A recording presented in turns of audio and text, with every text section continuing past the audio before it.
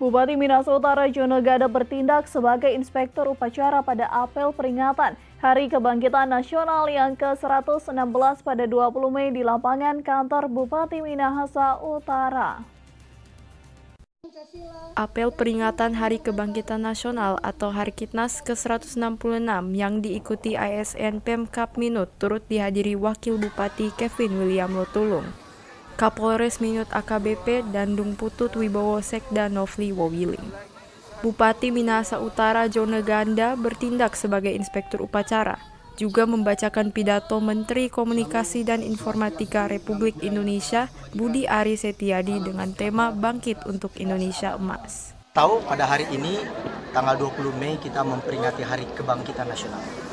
Kita tahu sejarah Hari Kebangkitan Nasional ini merupakan sejarah titik awal dari Budi Utomo sehingga mengkristal membangkitkan semangat pemuda-pemuda bangsa Indonesia untuk akhirnya bangkit dan mewujudkan kemerdekaan Indonesia.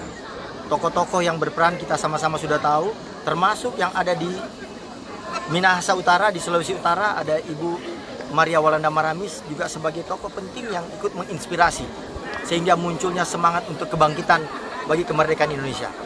Kita tahu sekarang kita menghadapi tantangan yang lebih luas lagi. Di era digital, transformasi digital sekarang ini, kita harus cepat beradaptasi sehingga kita mampu mengikuti perkembangan dunia. Nah, oleh karenanya, konteks dengan Kabupaten Minahasa Utara kita berjuang, berusaha terus untuk terus meningkatkan kesejahteraan bagi masyarakat yang ada di Minahasa Utara. Sekaligus kita terus meningkatkan teknologi digital yang ada di Minahasa Utara.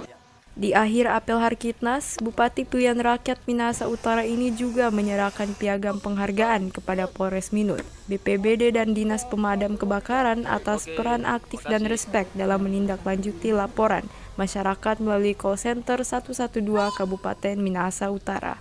Brian Umbo melaporkan untuk Kawanua TV.